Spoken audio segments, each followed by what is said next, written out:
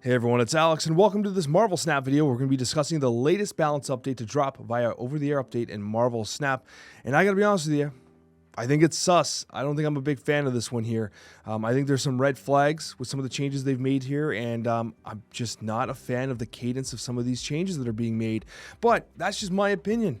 Now, I know it's my channel here, but I actually really value your perspective and your opinion and your comments. And so I'd be very interested to read what you guys think about this OTA, whether you agree or disagree, right? Absolutely. Actually, disagreeing is often really interesting to read. So I would love to hear your takes based off of this OTA, because I disagree with a lot of these changes here. While I understand why they're being made, at the same time, it's like, how convenient on a couple of them, right? So I'd be very interested in your thoughts, because I mean, I love your comments, just like the comment on the official Marvel Snap channel from my Zombie Galactic video, the absolute gentleman who wrote, "I'd kneel for Alex anytime."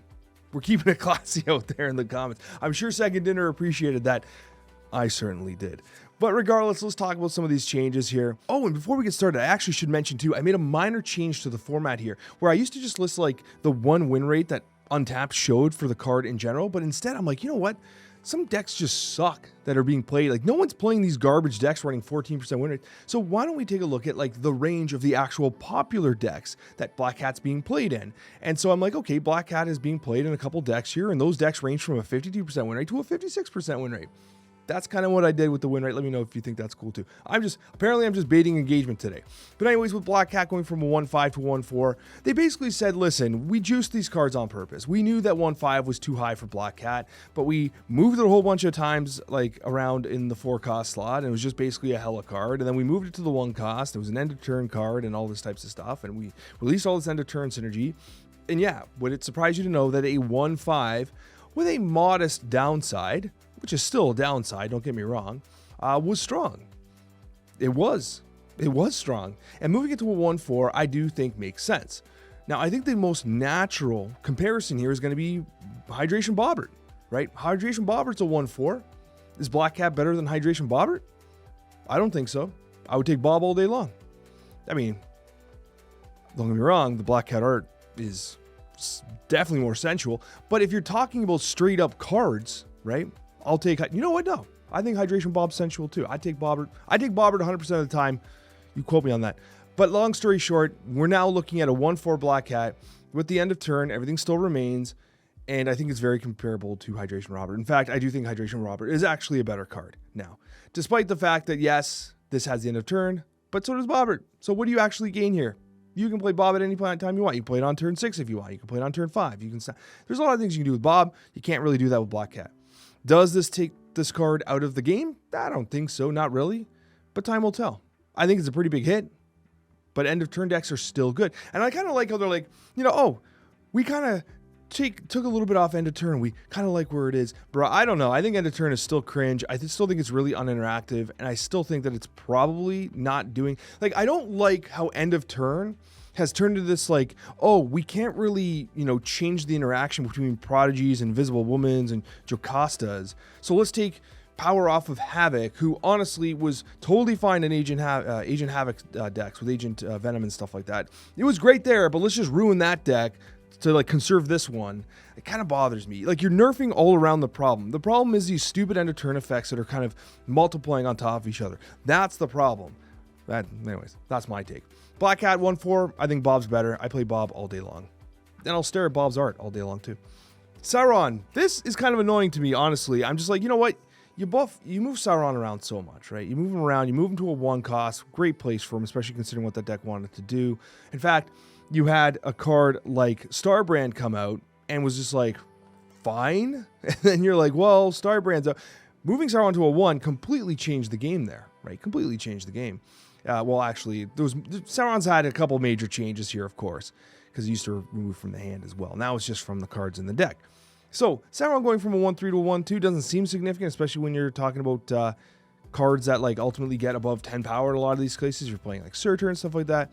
But ultimately, I don't really like this change. I don't. Like, I think that the Sauron shells are fine. And I think that Sauron is taking a hit here because of the nerf to Shang-Chi. The popularity of Sauron and the Surtur shells is much to do with the fact that the play rate of Shang-Chi has been reduced. Now, of course, This is also just a good deck. It's always been a good deck. And it's one of the ones that kind of flutter in and out of people's mindsets, right? Sauron's good, and he's still good. This one power is not going to make or break anything. I just don't love what it represents, though. You go after the tech, you take power off of Shang-Chi, and then, well, not really power. You take the ability off of Shang-Chi, essentially, and minimize its effectiveness. Take one card, not the whole lane and stuff like that, which is fine. Shang-Chi's play rate has gone down significantly. Sauron's play rate has gone up, and then now you're nerfing him a little bit. It just kind of feels weird, right? It's kind of like this constant tug of war where it's like, well, what do you really want to do? Do you want people to play Shang-Chi, or do you want like the decks to not have to worry about Shang-Chi? Like, what do we want here, right? So that's kind of what I feel. But long story short, Sauron, this is not a major change. I'm just saying I don't love why Sauron feels like it has to get hit, right? That's my only concern. One of the worst things that can happen to a Marvel Snap card is finally seeing play. Supergiant, Series 4 card, which honestly could have been dropped to Series 3 at any point in time until it just recently started being played. Running a relatively high, I'll tell you right now, the win rate's high. So the decks she's being played in, you're seeing a 56 to 57% win rate. Like, they're high. The win rates are high. Meta share, though, 4%.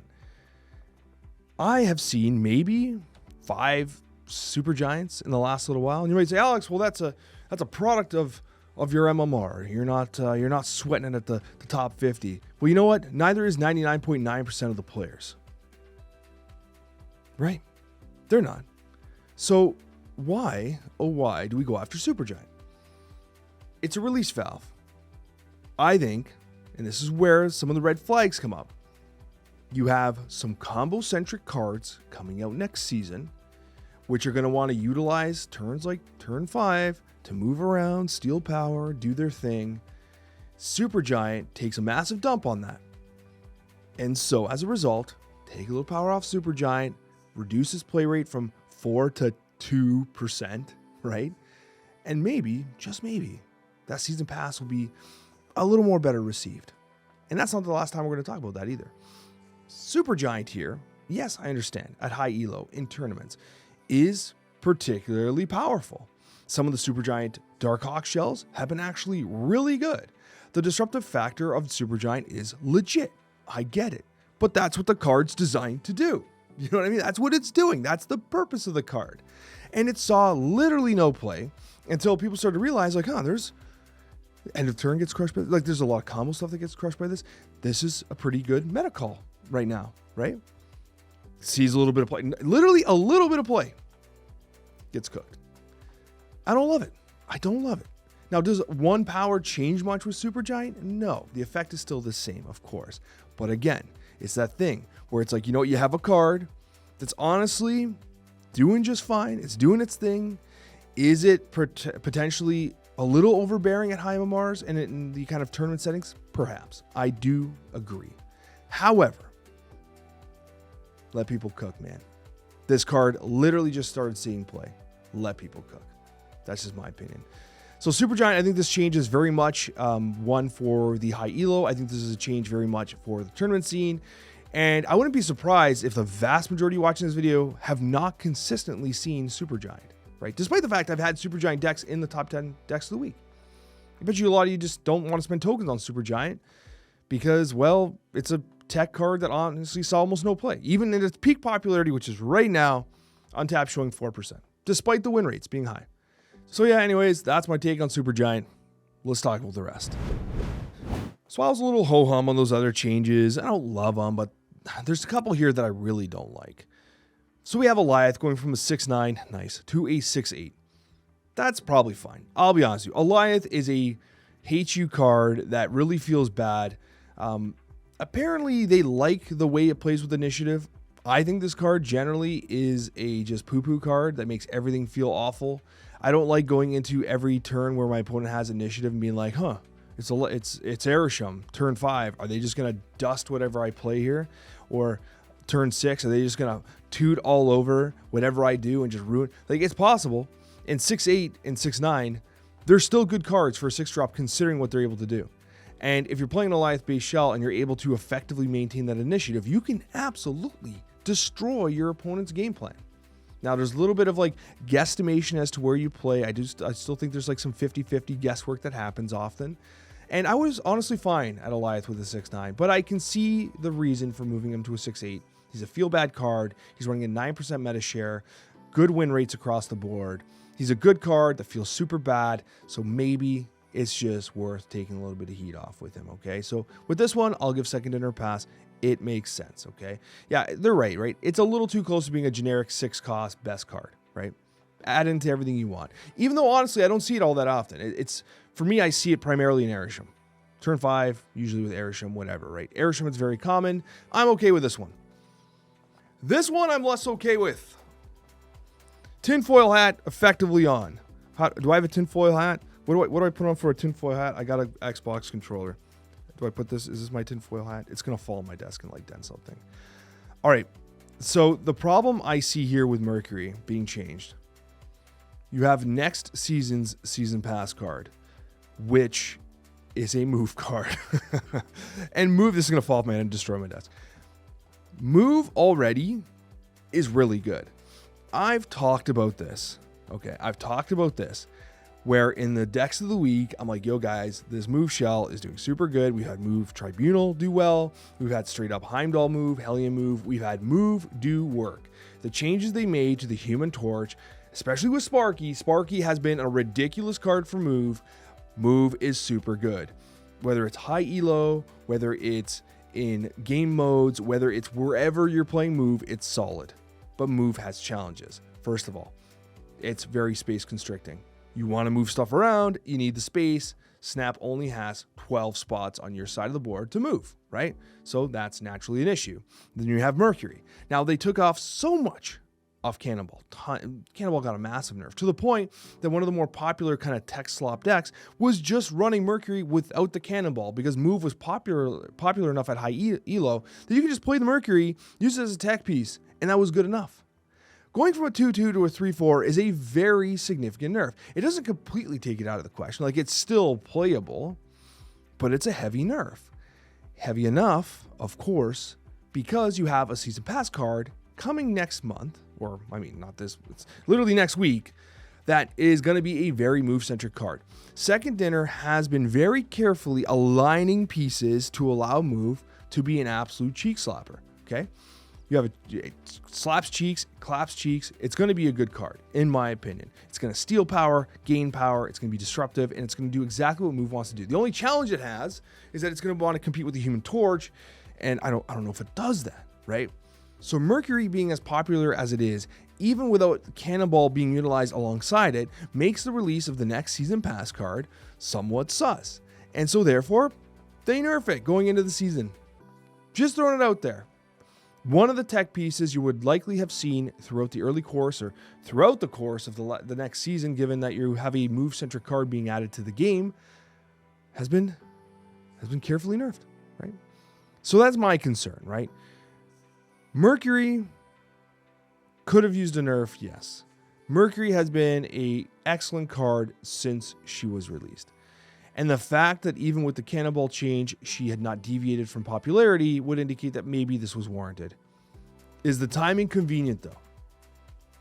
I leave that to you to decide.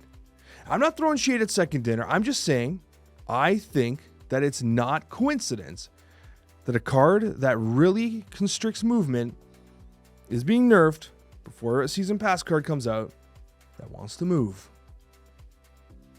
Just throwing it out there. Now I'm upset. X23 getting nerfed? How dare you? I almost want to end the video. So how dare you? Listen. X23 is not a problem. It's been a great card. It has been a phenomenal card. But X23 has been a card that serves a very specific purpose. While I do agree that the additional energy provided by X23 is valuable, especially when you consider if you can get Death Out for free alongside a Deadpool Null play, turn 6, 7 energy, you love to see it. Taking 1 power off of X23, it really takes Null's power down. It also reduces your opportunity to get additional value from Venom. It takes a little bit off of everything that Destroy's doing. It still allows you to get that Destroy wheel going. Here's a problem I thought about, and I don't know if this is actually going to happen, right? But does this nerf to X23 potentially make it so that X23 gets straight up replaced by Headpool? Now, Headpool is being played alongside X23. Wolverine is currently being cut here and there for the Headpool. Moira X was kind of being added in, stuff like that. There's a lot of experimentation going on with Destroy. But I don't think this is an insignificant nerf. Also, Destroy just got popular. Like, we're talking about a deck that has been beat up for the last several months. You release a good tool in Moira X, which made it really exciting to play, but still was hovering like a 53, 54% win rate. That's cool. Headpool took it to the next level. Headpool buffing itself, buffing everything in the hand, took it to the next level. Headpool was the addition that really made Destroy what it is right now in the meta. Going after X23 feels a bit bad. That's just my take. Also, I think it's okay if Destroy is a barometer of power. Destroy feels like kind of unproblematic. You know what I mean? Like, I know there's going to be some of you out there be like, Alex, I hate Destroy. I'm playing against it too much. Yes, it's gained popularity now. However, I don't feel like it does anything inherently unfair. Right? If you don't like Deadpool, okay, Shadow King it. Right? There's options, what I'm trying to say, right? Venom is incredibly vulnerable to Shadow King, Shang-Chi, and various tech cards, right? You have options to deal with Destroy. I am just kind of surprised that they went after X23. That's all. That's all. And again, it's one of those things where like Destroy saw absolutely no play. They released a super good card in Headpool, and it's X23 that gets kind of an arrow through the knee. X23 dying for the sins of Headpool's release. It's kind of sad, isn't it? And I've been enjoying Destroy lately, man. I've been really destroying. And I'm going to still continue to Destroy. I'm just saying, once again, not going to nerf Headpool. It's got to be X23, I guess. All right, let's talk about a couple buffs. Now that I've kind of, depressed everyone with my sadness. Well, I'm still upset about the X23 change, honestly. But long story short, Leader. Kind of a nothing change, honestly. I actually put Leader in an Airsham deck in a recent video. But long story short, 6'4" to 6'5", who really cares? Leader's not great, especially when you consider that, like, yeah, he's going to steal some cool stuff, potentially, right? It's not where the game's been at lately. It just hasn't been. Leader has been definitely underperforming, and does extra power help? It absolutely does. Do you guys remember, wasn't he like an 8 power card before, right? Didn't he copy everything they played? Wow, OG Leader, man. And then Dara had to ruin it for everyone. I'm kind of glad Dara ruined it because Leader was so stupid at launch. There's a couple cards that, like, on launch, people kind of underestimated. Leader, the original Arrow. Like, this is so stupid. But long story short, 6'4" to 6'5". If you add 4 and 5 together, it's nice. But long story short, Leader, this is kind of a nothing change. I don't know if this moves the needle for this card, honestly. Just like this here, I don't think Nakia is a great card. Remember when this was a 3-2? Do you remember when Nakia only buffed the 2 most left card in your hand and stuff like that? It's so weird. The path that Nakia has taken has been so bizarre. But long story short, I mean, it is better. 3-4, giving all cards in your hand +1 power. So when you consider that, like, okay, think about it for a sec. The 3 costs, like Surfer style decks and even buff decks, like there's a lot of stuff that want to get buffed. Sebastian Shaw's, Broods, Mr. Sinister's, whatever. Vivision is also a card. Like, you could actually consider, okay, I could play, if I have a good board presence, I play Vivision. If I don't have a good board presence, I play Nakia instead. But then what's your deck look like? Probably looks like crap. But long story short, what I'm trying to say is I do think this change is kind of cool. Is 3-4 probably the highest Nakia can be? Like 3-5 with Nakia's ability is like so overstated, right? She would have been 3-5 if she was being released in Season 5, Series 5 right now. Let's be honest, this is a 3-5 card all day coming into snap packs. But right now, Nakia 3-4 is probably the highest we're going to get. I don't mind it. Who cares? What's the worst that happens? People play Nakia. It is a bot buff, though. Watch out for those bot turn 6 Nakia plays. They got 1 extra power. This is an interesting change. You do have the Man Spider coming out, which is like a 5-1. I think it's like a 5-1, and it's gonna merge with the card that is already played. So if you play Electro, it's a 3-5, and then you can play the Man Spider. If the interaction works exactly as I believe it does, Man Spider will take over Electro and remove the ongoing ability, but then double its power. Electro's a 3-5 is actually crazy. It's actually crazy. Like 3-5 is like the premier stat line, right? That is the epic stat line of like, yes, this card has stats, right? Luna Snow's higher, sure, but Luna Snow's an absolute banger. Electro, it needed something. We have so many ramp options in the game, and Electro just doesn't cut it. And it's getting a big kind of synergistic card in Man Spider, which ironically is going to be a, super premium Season Pass card. Electro, there for that. So now you have Electro kind of showing some love to the super premium Season Pass card. You have the Mercury nerf, right? I'm just throwing it out there, guys. I've just seen some collusion with the balance updates here. It's huffing some copium here. And then, okay, this makes sense too. Spider and Peni Parker have always felt super awkward because it's like, do I really want to commit all that extra effort into like committing turn 2 and 3 to basically getting decent stats and ramping 1 energy with a move? Admittedly, the answer is usually no. It's not worth it. And Spider here has gone, didn't it start as a 3-3? Now it's a 3-5. I mean, it's a lot of power, honestly. You can't really complain. We just finished saying 3-5. That's good power. Also with the movement and the ramp, if you pump it into the penny. Pump it into the penny. Damn it. I don't know. I'm not going to edit that out. Whatever. But at the end of the day, I do think that this is kind of like a cool change. I don't think it's one of those like risky changes. If Peni Parker becomes too popular, I mean, I think I'm okay with that, honestly. I think the card is kind of cool, to be honest. So long story short, Spider gaining extra power.